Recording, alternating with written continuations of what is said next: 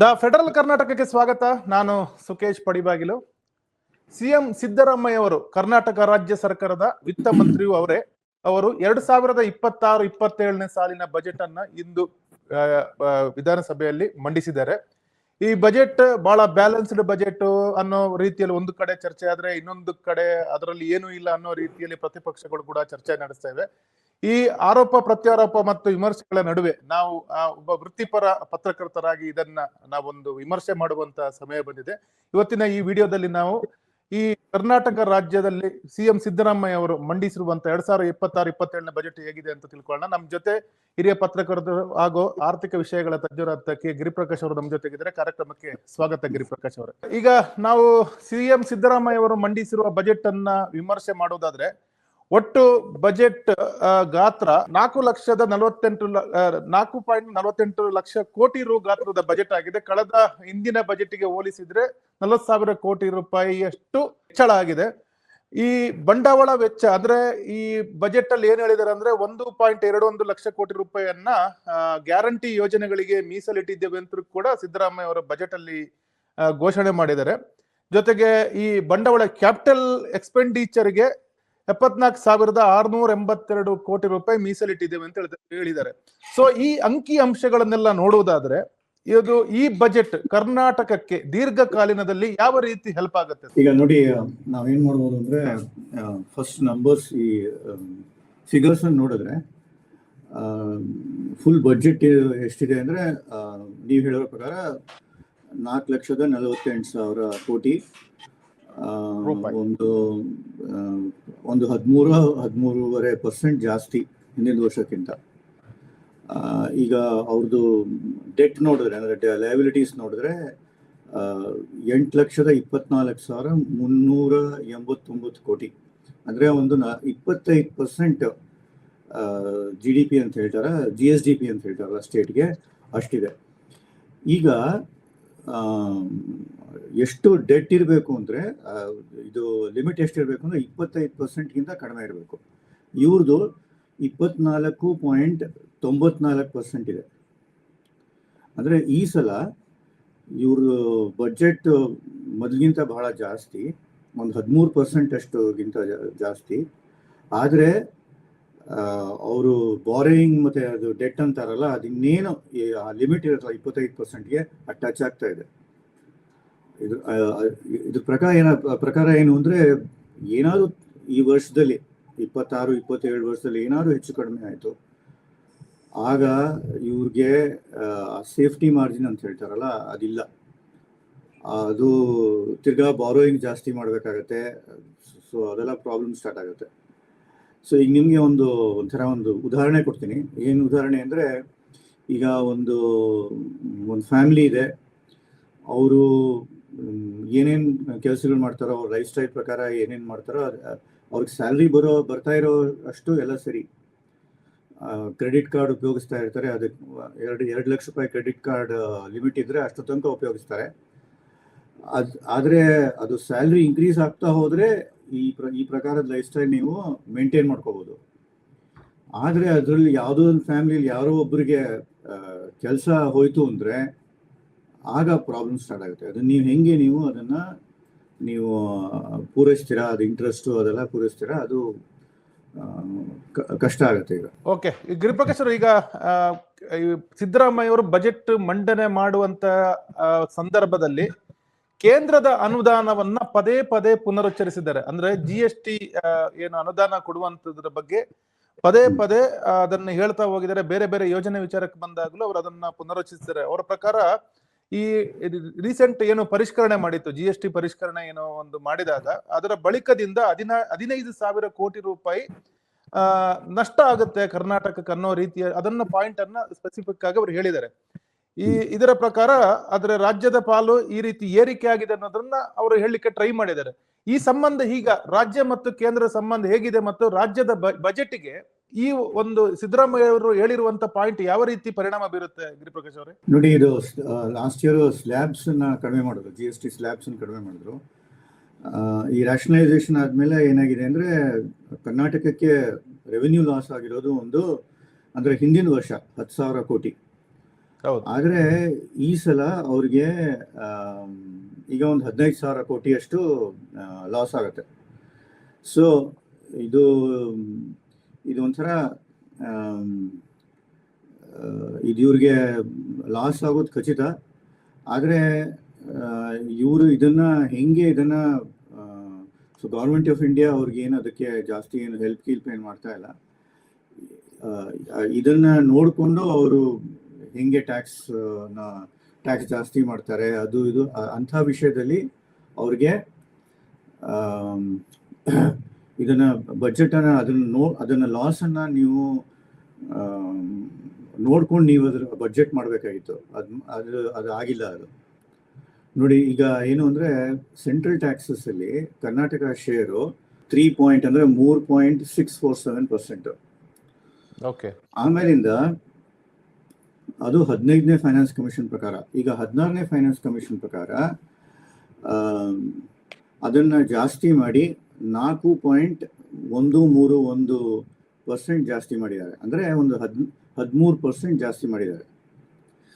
ಆದರೆ 14ನೇ finance commission ಅಂದ್ರೆ ಮೊದಲೇನಿತ್ತೋ ಅದು ಅವ್ರಿಗೆ ಆಗ ಸಿಗ್ತಿದ್ದು 4.71%. ಓಕೆ, ಅದನ್ನ ನೋಡಿದ್ರೆ ಇನ್ನ ಕಡಿಮೆ ಸಿಗ್ತಾ ಇದೆ.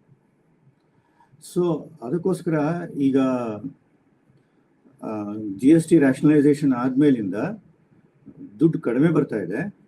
ಆದರೆ ಕರ್ನಾಟಕದ್ದು ಶೇರ್ ಇರುತ್ತಲ್ಲ ಸೆಂಟ್ರಲ್ ಟ್ಯಾಕ್ಸಸ್ ಇಂದ ಅದು ಸ್ವಲ್ಪ ಜಾಸ್ತಿ ಬರುತ್ತೆ ಈಗ. ಯಾಕೆಂದ್ರೆ ಅದು ಸ್ವಲ್ಪ ಜಾಸ್ತಿ ಮಾಡಿದ್ದಾರೆ 16 ಫೈನಾನ್ಸ್ ಕಮಿಷನ್ ಅಲ್ಲಿ. ಅದರಿಂದ ಏನೇನು ಲಾಸ್ ಆಗುತ್ತೋ, ಇನ್ನೊಂದು ಹಿಂದಿನ ವರ್ಷ 10,000 ಕೋಟಿ ಲಾಸ್ ಆಗಿತ್ತು, ಈಗ 15,000 ಕೋಟಿ ಲಾಸ್ ಆಗಿದೆ. ಆದರೆ ನಿಮ್ದು ಲಿಮಿಟ್ ಅನ್ನ ಒಂದು ಏನಂದ್ರೆ 3.647 ಇಂದ 4.131 ಜಾಸ್ತಿ ಮಾಡಿದಾರಲ್ಲ, ಒಂದು 13% ಜಾಸ್ತಿ ಮಾಡಿದಾರಲ್ಲ. ಅದು ಇದರಿಂದ ಒಂದು 5,000 ಕೋಟಿ ಜಾಸ್ತಿ ಆಗಿರೋದು ಸ್ವಲ್ಪ ಮಿಟಿಗೇಟ್ ಆಗುತ್ತೆ, ಸ್ವಲ್ಪ ಕಡಿಮೆ ಆಗುತ್ತೆ ಅದು. ಓಕೆ.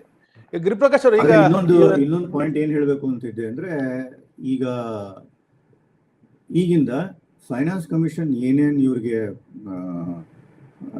ಏನೇನ್ ಹೇಳ್ತಾರೋ ಸೆಂಟ್ರಲ್ ಟ್ಯಾಕ್ಸಸ್ ಇಂದ ನಿಮ್ಗೆ ಎಷ್ಟು ಬರಬೇಕು ಅಂತಾರೋ ಅದು ಈಗ ಸೆಂಟ್ರಲ್ ಗವರ್ಮೆಂಟ್ ಫೈನಾನ್ಸ್ ಕಮಿಷನ್ ಮೇಲೆ ಬಿಟ್ಟಿದ್ದು. ಸೊ ಕರ್ನಾಟಕ ಇದ್ರಲ್ಲಿ ಏನು ಮಾಡೋಕ್ಕಾಗ್ತಾ ಇಲ್ಲ. ಸೊ ಈಗ ಅವ್ರು ಜಾಸ್ತಿ ಕೊಡೋದು ಕಡಿಮೆ ಕೊಡೋದು ಅದು ಸೆಂಟ್ರಲ್ ಗವರ್ಮೆಂಟ್ ಮೇಲೆ ಡಿಪೆಂಡ್ ಆಗಿರೋದು. ಸೊ ಅದೊಂದು ಒಂಥರ ರಿಸ್ಕ್ ಫ್ಯಾಕ್ಟರ್ ಅಂತ ಹೇಳ್ಬೋದು ನಾವು.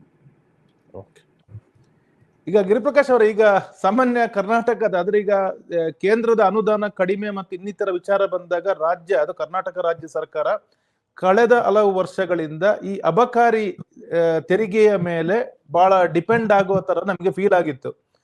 ಆದ್ರೆ ಈ ಬಾರಿ ಬಜೆಟ್ ನಲ್ಲಿ ನಮಗೆ ವಿಶೇಷವಾದ ಅಂಶವನ್ನು ಗಮನಿಸಿದ್ದೇವೆ. ಅಂದ್ರೆ ಒಟ್ಟು ಗುರಿ ಅಂದ್ರೆ ಮುಂದಿನ ಇದರಲ್ಲಿ ಹಣಕಾಸು ವರ್ಷದಲ್ಲಿ 45,000 ಕೋಟಿ ರೂಪಾಯಿಗಳ ಭಾರಿ ಗುರಿ ನೀಡಿದ ಹೊರತಾಗಿಯೂ ಸರ್ಕಾರ ಮದ್ಯ ದರವನ್ನ ನಿಗದಿ ಮಾಡುವ ಇದನ್ನ ಮುಕ್ತಗೊಳಿಸಿದೆ. ಆದ್ರೆ ಮದ್ಯದ ಪ್ರಮಾಣದ ಪ್ರಕಾರ ದರ ನಿಗದಿ ಮಾಡುವಂತ ಒಂದು ವ್ಯವಸ್ಥೆಯನ್ನ ಬಜೆಟ್ ಅಲ್ಲಿ ಘೋಷಿಸಿದೆ. ನಮಗೆ ಬಹಳ ವರ್ಷಗಳಿಂದ ಕರ್ನಾಟಕ ಬಜೆಟ್ ಅಲ್ಲಿ ಹೊಸದಾಗಿ ಕಂಡಿರುವಂತ ಒಂದು ಅಂಶ ಆಗಿದೆ. ಏನಿದು ಈ ಒಂದು ಅಬಕಾರಿ ನೀತಿ? ಇದು ಯಾವ ರೀತಿ ವರ್ಕ್ ಆಗುತ್ತೆ? ಇದರಿಂದ ಯಾರಿಗೆ ಲಾಭ? ಸರ್ಕಾರಕ್ಕೆ ಏನು ಲಾಭ? ಅವರು ಇಂದಿನ ವರ್ಷಕ್ಕೆ ಕಂಪೇರ್ ಮಾಡಿದ್ರೆ ಗುರಿ ಜಾಸ್ತಿ ಇದೆ, ಅದನ್ನ ಈಡೇರಿಸಕ್ಕಾಗುತ್ತಾ? ಈಗ ನೋಡಿ, ಬೇರೆ ಸ್ಟೇಟ್ಸ್ ಎಲ್ಲ ನೋಡಿದ್ರೆ ಇದು ಸ್ಟೇಟ್ ಗವರ್ಮೆಂಟ್ ಪ್ರೈಸ್ ಫಿಕ್ಸ್ ಮಾಡ್ತಾರೆ, ಲೀಗಲ್ ಪ್ರೈಸ್ ಫಿಕ್ಸ್ ಮಾಡುತ್ತೆ. ಸೊ ಈಗ ಗವರ್ಮೆಂಟ್ ಆಫ್ ಕರ್ನಾಟಕ ಏನ್ ಮಾಡಿದೆ ಅಂದ್ರೆ, ಈಗ ನೀವು ಒಂದು ಬಾಟ್ಲಲ್ಲಿ 40% ಅಷ್ಟು ಆಲ್ಕೋಹಾಲ್ ಇದ್ರೆ ಅದ್ರ ಮೇಲೆ ಟ್ಯಾಕ್ಸ್ ಹಾಕ್ತಾರೆ, ಹೋಲ್ ಬಾಟಲ್ ಮೇಲೆ ಟ್ಯಾಕ್ಸ್ ಹಾಕಲ್ಲ. ಮೊದಲು ಏನ್ ಮಾಡ್ತಾ ಇದ್ರು, ಹೋಲ್ ಬಾಟಲ್ ಮೇಲೆ ಟ್ಯಾಕ್ಸ್ ಹಾಕ್ತಾ ಇದ್ರು. ಇನ್ನೊಂದು ಏನ್ ಮಾಡ್ತಾ ಇದ್ರು, ಅವರೇನೆ ಪ್ರೈಸ್ ಫಿಕ್ಸ್ ಮಾಡ್ತಾ ಇದ್ರು, ಸ್ಟೇಟ್ ಗವರ್ಮೆಂಟೇ ಪ್ರೈಸ್ ಫಿಕ್ಸ್ ಮಾಡ್ತಾ ಇದ್ರು. ಸೊ 6 ತಿಂಗಳಿಗೋ 1 ವರ್ಷಕ್ಕೋ ಇವರು ಲಿಕರ್ ಮ್ಯಾನುಫ್ಯಾಕ್ಚರರ್ಸ್ ಹೋಗಿ ಒಂದು ಪೆಟಿಷನ್ ಮಾಡಿ ಒಂದು 5% ಜಾಸ್ತಿ ಮಾಡಿ, 10% ಜಾಸ್ತಿ ಮಾಡಿ, ಇನ್ಫ್ಲೇಷನ್ ಜಾಸ್ತಿ ಆಗಿದೆ, ರಾ ಮೆಟೀರಿಯಲ್ ಜಾಸ್ತಿ ಆಗಿದೆ ಅಂತ ಹೇಳಿ, ಅದಾದ್ಮೇಲೆ ಇವರು 10% ಕೇಳಿದ್ರೆ 5% ಜಾಸ್ತಿ ಮಾಡೋದು, ಹಂಗೆಲ್ಲ ಮಾಡ್ತಾ ಇದ್ರು. ಈಗ ಏನ್ ಮಾಡಿದ್ದಾರೆ ಅಂದ್ರೆ, ಈಗ ಇಲಿಗಲ್ ಮ್ಯಾನುಫ್ಯಾಕ್ಚರರ್ಸ್ ಇದಾರಲ್ಲ ಅವ್ರಿಗೆ ಬಿಟ್ಟಿದ್ದಾರೆ, ನೀವು ಎಷ್ಟು ದುಡ್ಡು, ನೀವು ಎಷ್ಟು ಪ್ರೈಸ್ ಹಾಕ್ತೀರೋ ಅದನ್ನು ಹಾಕಿ, ಮಾರ್ಕೆಟ್ ಪ್ರೈಸಸ್ ಪ್ರಕಾರ ನೀವು ಹಾಕಿ. ಆದರೆ ನಾವು ಟ್ಯಾಕ್ಸ್ ಮಾಡೋದು ನಿಮ್ಮ ಆಲ್ಕೋಹಾಲ್ ಕಾಂಟೆಂಟಲ್ಲಿ ಎಷ್ಟಿದೆಯೋ ಆ ಬಾಟ್ಲಲ್ಲಿ ಅದ್ರ ಮೇಲೆ ನಾವು ಟ್ಯಾಕ್ಸ್ ಹಾಕ್ತೀವಿ. ಇನ್ನೊಂದು ಏನು ಮಾಡಿದ್ದಾರೆ ಅಂದರೆ, ಟ್ಯಾಕ್ಸು ಒಂದು 16 ಸ್ಲ್ಯಾಬ್ಸ್ ಇರ್ತಿತ್ತು, ಈಗ ಅದನ್ನು ಕಡಿಮೆ ಮಾಡಿ 8 ಸ್ಲ್ಯಾಬ್ಸ್ ಮಾಡಿದ್ದಾರೆ. ಓಕೆ, ಸೊ ಈಗ ಸಪೋಸ್ ನೀವು ಬಿಯರಲ್ಲಿ ತೊಗೊಂಡ್ರೆ ನೀವು ಮೊದಲು ಆಲ್ಕೋಹಾಲ್ ಕಂಟೆಂಟು 3-4% ಇರುತ್ತೆ, ಅದರ ಹೋಲ್ ಬಾಟಲ್ ಮೇಲೆ ಅವರು ಪ್ರೈಸ್ ಹಾಕ್ತಾಯಿದ್ರು. ಈಗ ಓನ್ಲಿ 3-4%, ಅಂದರೆ ಆಲ್ಕೋಹಾಲ್ ಕಂಟೆಂಟ್ ಎಷ್ಟಿರುತ್ತೋ ಅದ್ರ ಪ್ರಕಾರ ಟ್ಯಾಕ್ಸ್ ಹಾಕ್ತಾರೆ ಈಗ. ಸೊ ಇದು ಹಿಂಗೆ ನೋಡಿದ್ರೆ ಒಂಥರ ದೊಡ್ಡ ರಿಫಾರ್ಮ್ಸ್ ಥರ. ಆದರೆ ಅದು ಈಗ ನಿಮ್ಮದು ಯಾರ್ಯಾರು ದೊಡ್ಡ ದೊಡ್ಡ ಮ್ಯಾನುಫ್ಯಾಕ್ಚರರ್ಸ್ ಇದ್ದಾರೋ, ಯುನೈಟೆಡ್ ಸ್ಪಿರಿಟ್ಸ್ ಆಗಲಿ, ಯುನೈಟೆಡ್ ಬ್ರೂವರೀಸ್ ಆಗಲಿ, ಅವ್ರದ್ದು ಸ್ಟಾಕ್ ಪ್ರೈಸಸ್ ಆ್ಯಕ್ಚುಲಿ ಜಾಸ್ತಿ ಆಗಿದೆ. ಯಾಕೆಂದರೆ ಈಗ ಅವ್ರ ಪ್ರೈಸ್ ಫಿಕ್ಸ್ ಮಾಡ್ಬೋದು ಮಾರ್ಕೆಟ್ ಪ್ರಕಾರ. ಸೊ ಒಂದು ಪ್ರಕಾರ ಅವ್ರಿಗೆ ರಿಲೀಫ್ ಸಿಕ್ಕಿದೆ, ಆದರೆ ಕನ್ಸ್ಯೂಮರ್ಸ್ಗೆ ಅಷ್ಟೇನು ರಿಲೀಫ್ ಇಲ್ಲ. ಅವ್ರಿಗೆ ಮೋರಲೆಸ್ ಅಷ್ಟೇ ದುಡ್ಡು ಆಗುತ್ತೆ. ನಾವೇನು ತಿಳ್ಕೊಂಡ್ವಿ ಮೊದಲು ಅವ್ರಿಗಿನ್ನು ಕಡಿಮೆ ದುಡ್ಡು ಕೊಡಬೇಕಾಗುತ್ತೋ ಏನೋ ಅಂತ ಹೇಳ್ಬಿಟ್ಟು, ಈಗಿಲ್ಲ, ಅಷ್ಟೇ ಆಗುತ್ತೆ. ಆ್ಯಂಡ್ ಮೊದಲು 40,000 ಕೋಟಿ ಅವರು ಗೌರ್ಮೆಂಟ್ ಆಫ್ ಕರ್ನಾಟಕ ಇದರಿಂದ ಟ್ಯಾಕ್ಸಸ್ ತೊಗೊಳ್ಬೇಕು ಅಂತೀವಿ, ಈಗ 45,000 ಕೋಟಿ ಆಗುತ್ತೆ. ಒಂಥರ ನೋಡಿದ್ರೆ ಇದು ಈ 5 guarantee schemes every year Karnataka government 50,000 ಕೋಟಿ ಕೊಡಬೇಕಾಗಿದೆ ಈ 5 ಫ್ರೀ ಗ್ಯಾರಂಟಿ ಸ್ಕೀಮ್ಸಿಂದ. ಅದು ಒಂಥರ 45,000 ಕೋಟಿ, ಇನ್ನೊಂದು 5,000 ಕೋಟಿ ಅವ್ರಿಗೆ ಇನ್ನೂ ಸ್ವಲ್ಪ ಒಂಥರ ಬಫರು ಅಂತಾರಲ್ಲ, ಇನ್ನೂ ಸ್ವಲ್ಪ ಆ ದುಡ್ಡಿನ ಅವ್ರಿಗೆ ಬರುತ್ತೆ. ಸೊ ಅದ್ರ ಮೇಲೆ ಏನು ಇಂಪ್ಯಾಕ್ಟ್ ಇರುತ್ತೋ ಇನ್ನೂ ಕಡಿಮೆ ಆಗುತ್ತೆ. ಗಿರಿಪ್ರಕಾಶ್, ಈಗ ಬೆಂಗಳೂರು ಸಿಟಿ ಅರ್ಬನ್ ಡೆವಲಪ್ಮೆಂಟ್ ಆಗ ಮೋಸ್ಟ್ ಇಂಪಾರ್ಟೆಂಟ್ ಆಕ್ಚುಲಿ ಕರ್ನಾಟಕದ ವಿಚಾರಕ್ಕೆ ಬಂದಾಗ ಡಿಮ್ಯಾಂಡ್, ನಾನು ಓದ ಪ್ರಕಾರ ಡಿಮ್ಯಾಂಡ್ 8,000 ಕೋಟಿಗಿತ್ತು ಬೇರೆ ಬೇರೆ ಡೆವಲಪ್ಮೆಂಟ್ ಪ್ರಾಜೆಕ್ಟ್ಗೆ, ಅದು ಇದು ಅಂತ ಹೇಳಿ ಸದ್ಯಕ್ಕೆ ಆತರ ಇತ್ತು. ಆದ್ರೆ ಇವರು ಘೋಷಣೆ ಮಾಡಿರುವಂತ ಬರೀ 7,000 ಕೋಟಿ. ಇದು ಸಾಕಾಗುತ್ತೆ, ಯಾಕಂದ್ರೆ ಆಲ್ರೆಡಿ ಈಗ GBA ಗ್ರೇಟರ್ ಬೆಂಗಳೂರು ಅಥಾರಿಟಿಯನ್ನ ಇದು ಮಾಡಿದ್ದಾರೆ. ಇನ್ಫ್ರಾಸ್ಟ್ರಕ್ಚರ್ ಏನು ಜಾಸ್ತಿ ಆಗ್ಬೇಕು, ಬೇರೆ ಬೇರೆ ಡಿಮ್ಯಾಂಡ್ಸ್ ಗಳು ಜಾಸ್ತಿ ಆಗುತ್ತೆ. ಇದು ಅಂದ್ರೆ ಈಗ ಹಿಂದೆ ಏನಿತ್ತು ಅದೇ ಅಮೌಂಟ್ ಅನ್ನ ಕಂಟಿನ್ಯೂ ಮಾಡಿದ್ದಾರೆ, ಯಾವುದೇ ರೈಸ್ ಮಾಡುವಂತ ಪ್ರಯತ್ನವನ್ನ ಸಿದ್ದರಾಮಯ್ಯ ಅವರು ಮಾಡಿಲ್ಲ. ಇದು ಸಾಕಾಗುತ್ತೆ ಹೇಗೆ ಸಿಟಿಗೆ ಡೆವಲಪ್ಮೆಂಟ್ಗೆ? ನೋಡಿ, 7,000 ಕೋಟಿ ಡೈರೆಕ್ಟ್ ಗ್ರಾಂಟ್ ಮಾಡಿದ್ದಾರೆ. ಆದರೆ ಅದು ಯಾವುದಕ್ಕೆ? ರೋಡ್ಸ್ಗೆ, ಸ್ಟಾರ್ಮ್ ವಾಟರ್ ಡ್ರೀಮ್ಸ್ಗೆ, ವಾಟರ್ ಸಪ್ಲೈ, ಪ್ಲಸ್ ಅದೇನೋ ಹೊಸದೇನೋ ಒಂದು ಹೆಬ್ಬಾಳ್ ಸಿಲ್ಕ್ ಬೋರ್ಡಿಂದ KR ಪುರಂ ಮೈಸೂರು ರೋಡ್ ತನಕ ಒಂದು ಟನಲ್ ಬಿಲ್ಡ್ ಮಾಡಬೇಕು ಅಂತಿದ್ದಾರೆ. ಸೊ ಈಗೇನು ಅಂದರೆ, ನಾನು ಮೊದಲೇ ಹೇಳಿರೋ ಪ್ರಕಾರ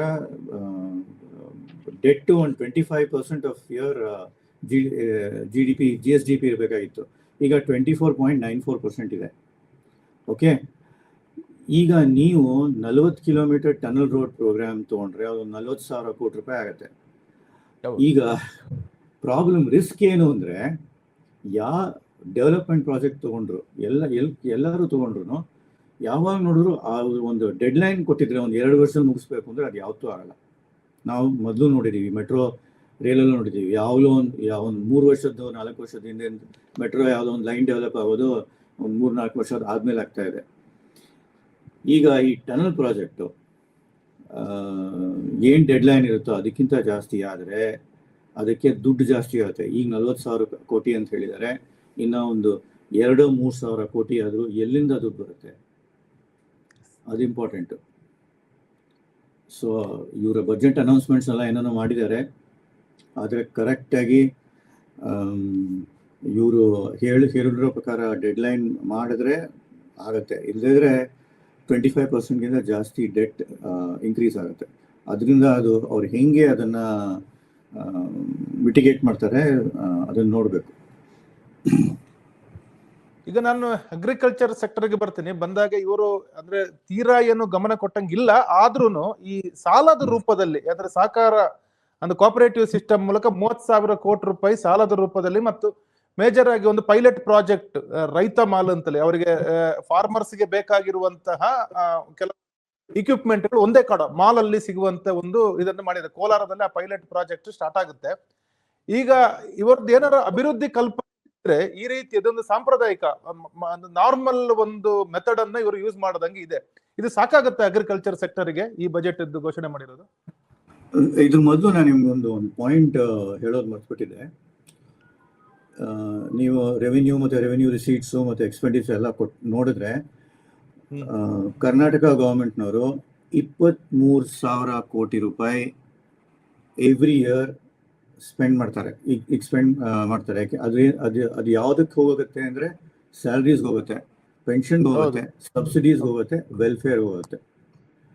ಈ 23,000 ಕೋಟಿ ಜಾಸ್ತಿ ಆಗಿರೋದು ಅವರು ಬೇರೆಯವರಿಂದ ಅದು ಒಂಥರ ಸಾಲ ಅಂತ ಹೇಳ್ಬಿಟ್ಟು ತಗೊಳ್ಬೇಕಾಗತ್ತೆ.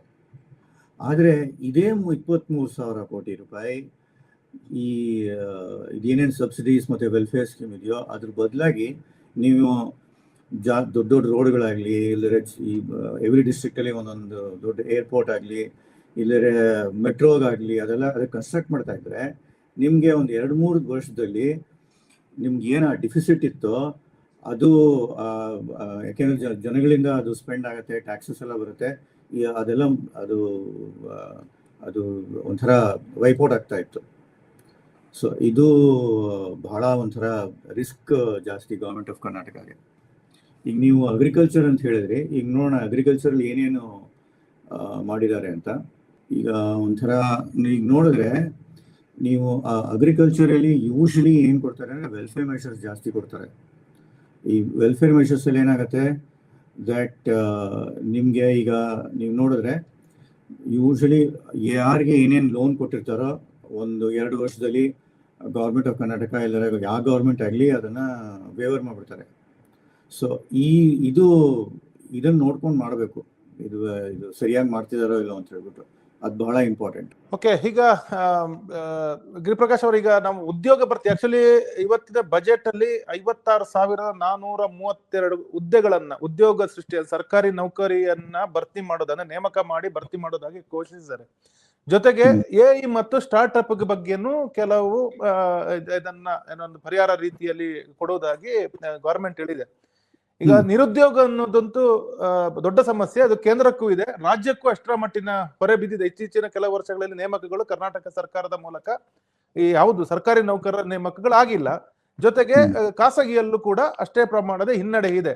ಈ ಬಜೆಟ್ ಘೋಷಣೆ ಈಗ ಕರ್ನಾಟಕದಲ್ಲಿ ಈಗ ಮುಗಿಲ ರೀಸೆಂಟ್ಲಿ ಹುಬ್ಬಳ್ಳಿಯಲ್ಲಿ, ಅದು ಸರ್ಕಾರಿ ನೌಕರಿಗೆ ಸಂಬಂಧಪಟ್ಟದ್ದು, ಅಲ್ಲೂ ಕೂಡ ಬಹಳ ಆಕ್ರೋಶ ಇದೆ. ಅಂದ್ರೆ ಈ ನೇಮಕ ಆಗ್ತಿಲ್ಲ, ಉದ್ಯೋಗದ ಇದು ಒಟ್ಟು ಉದ್ಯೋಗದ ಕೊರತೆಯ ಸೂಚನೆ. ಈ ಬಜೆಟ್ ಅಲ್ಲಿ ಇವರು ಕೊಟ್ಟಿರುವ ಪರಿಹಾರ ಸಾಕಾಗತ್ತಾ? ಇದು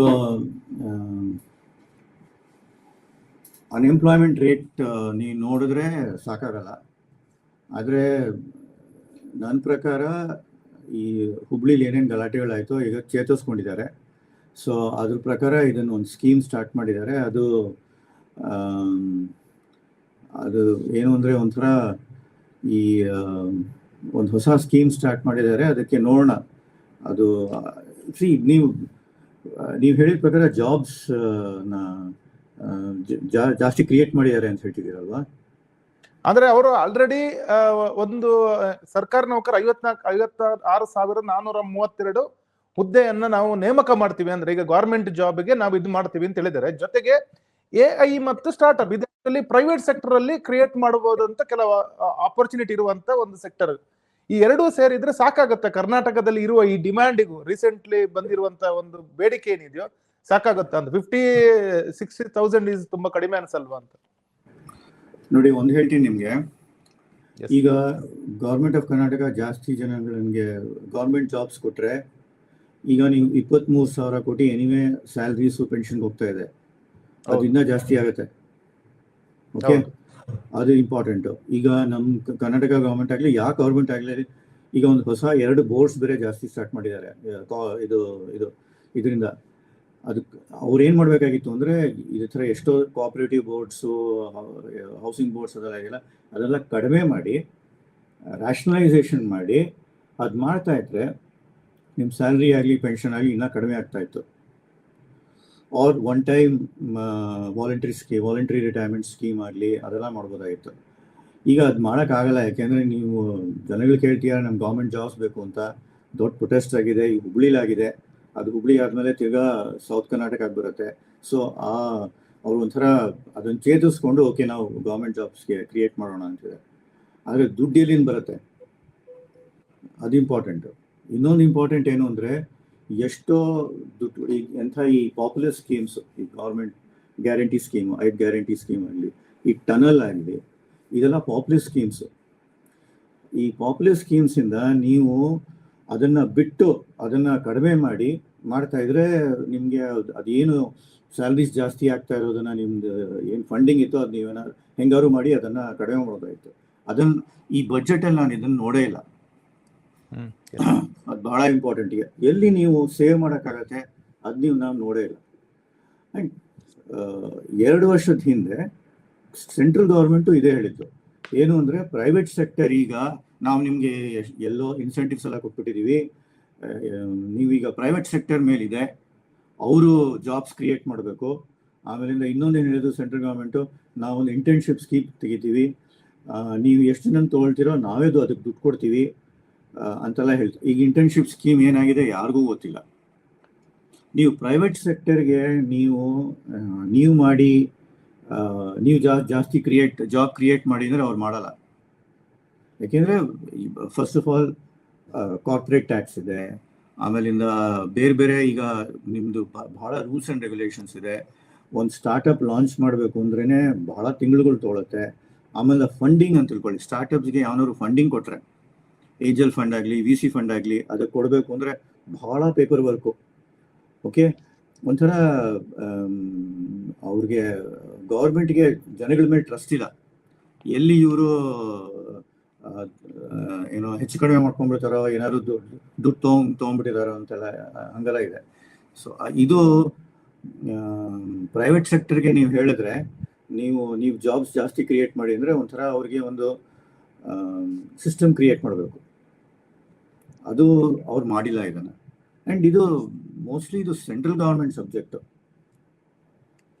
ಓಕೆ, ನೀವು PUCs ಎಲ್ಲ ಕ್ಲೋಸ್ ಮಾಡಿಬಿಟ್ಟಿದ್ದೀರಾ, ನೀವು ಬಾರೋಯಿಂಗ್ಸ್ ಜಾಸ್ತಿ ಮಾಡಿದ್ದೀರಾ, ನಿಮ್ಮದು ಸ್ಯಾಲ್ರಿ ಬಿಲ್ ಜಾಸ್ತಿ ಆಗಿದೆ, ಎಷ್ಟೋ ನಿಮ್ಮದು ಕೋಆಪರೇಟಿವ್ ಬೋರ್ಡ್ಸ್ ಆಗಲಿ, ಬೇರೆ ಥರದ್ದು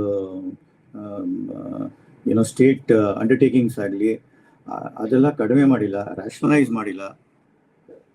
ಈಗ ಇನ್ಫ್ಯಾಕ್ಟ್ 3 ಜಾಸ್ತಿ ಬೋರ್ಡ್ಸ್ ಬೇರೆ ಸ್ಟಾರ್ಟ್ ಮಾಡಿದ್ದಾರೆ. ಒಂದು ಜೈನ್ಸ್ಗೋಸ್ಕರ ಏನೋ ಮಾಡಿದ್ದಾರೆ, ಬುದ್ಧಿಸ್ಟ್ಗೆ ಏನೋ ಮಾಡಿದ್ದಾರೆ.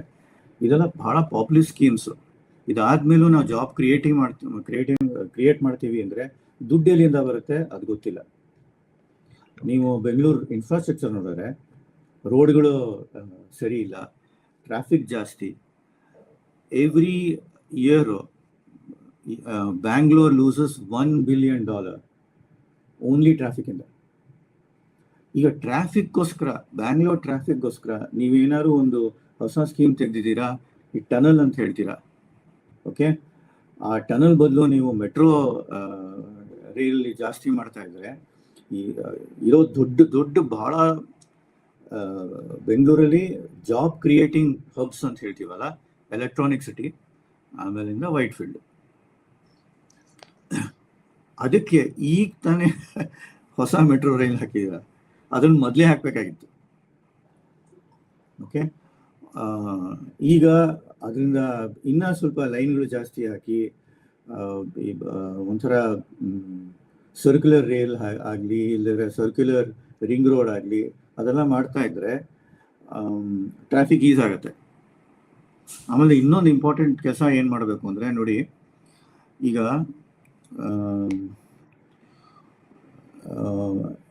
ನಮ್ಮದು ಪಾಪ್ಯುಲೇಷನ್, ಬ್ಯಾಂಗ್ಳೂರ್ ಪಾಪ್ಯುಲೇಷನ್ ಪ್ರಕಾರ ಮಾಡಿದ್ರೆ, ನಮ್ಮ ಬ್ಯಾಂಗ್ಳೂರ್ ಪಾಪ್ಯುಲೇಷನ್ ನೋಡಿದ್ರೆ, ಆದರೆ ವೆಹಿಕಲ್ ಪಾಪ್ಯುಲೇಷನ್ ನೋಡಿದ್ರೆ, ಒಬ್ಬ ಮನುಷ್ಯನಿಗೆ ಒಂದು ವೆಹಿಕಲ್ ಇರೋಂಗೆ ಅಷ್ಟು ವೆಹಿಕಲ್ ಪಾಪ್ಯುಲೇಷನ್ ಇದೆ, 1:1. ಅದನ್ನು ಅವರು ಕರ್ಟೇಲ್ ಮಾಡಬೇಕಾಗಿತ್ತು. ಅದನ್ನು ಹೆಂಗೆ ಕರ್ಟೇಲ್ ಮಾಡ್ತಾರೆ? ಪಬ್ಲಿಕ್ ಟ್ರಾನ್ಸ್ಪೋರ್ಟ್ ಚೆನ್ನಾಗಿ ಮಾಡಬೇಕು, ಬಸ್ಗಳು ಫ್ರೀಕ್ವೆನ್ಸಿ ಜಾಸ್ತಿ ಮಾಡಬೇಕು. ಇದೆಲ್ಲ ಮಾಡ್ತಾ ಇದ್ರೆ ನಿಮಗೆ ಟ್ರಾಫಿಕ್ ಕಡಿಮೆ ಆಗುತ್ತೆ. ಟ್ರಾಫಿಕ್ ಕಡಿಮೆ ಆದರೆ ಈ ಪ್ರೈವೇಟ್ ಸೆಕ್ಟರ್ ಅಂಡರ್ಟೇಕಿಂಗ್ಸು ಬೇರೆ ಕಡೆ ಹೋಗೋ ಬದಲು ಇನ್ನೂ ಜಾಸ್ತಿ ದೊಡ್ಡ ಕಂಪ್ನೀಸನ್ನು ಸ್ಟಾರ್ಟ್ ಮಾಡ್ತಾರೆ, ಇಲ್ಲರೆ ಎಕ್ಸ್ಪ್ಯಾಂಡ್ ಮಾಡ್ತಾರೆ. ಅದನ್ನು ನೀವು ಮಾಡ್ತಾ ಇಲ್ಲ.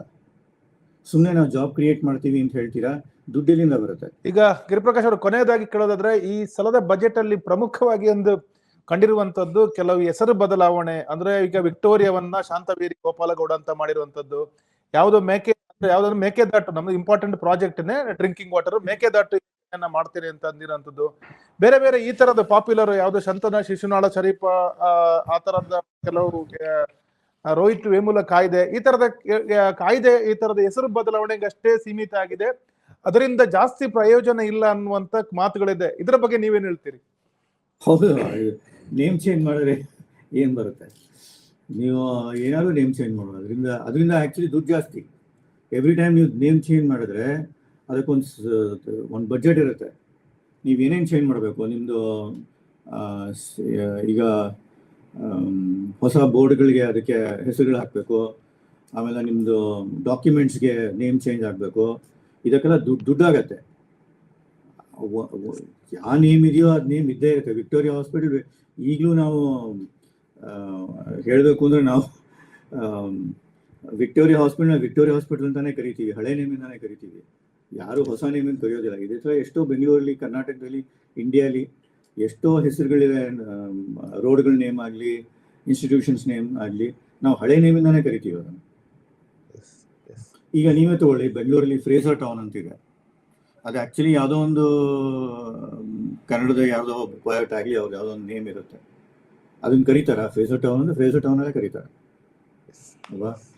ಸೊ ಇದು ಸುಮ್ಮನೆ ಎಕ್ಸಸೈಸು, ಸುಮ್ಮನೆ ಪಾಪ್ಯುಲರ್ ಸ್ಕೀಮ್ಸು, ಇದರಿಂದ ಗೌರ್ಮೆಂಟ್ಗಂತೂ ಬೆನಿಫಿಟ್ ಆಗಲ್ಲ,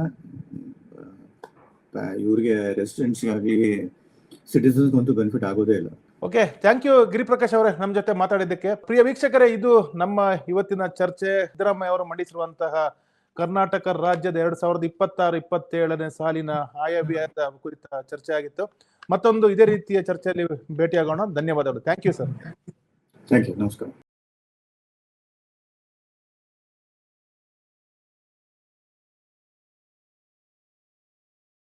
ಹೆಚ್ಚಿನ ಸುದ್ದಿ ಅಪ್ಡೇಟ್ಗೆ ಈಗಲೇ the Federal Karnataka YouTube page ಅನ್ನು ಸಬ್ಸ್ಕ್ರೈಬ್ ಮಾಡಿ.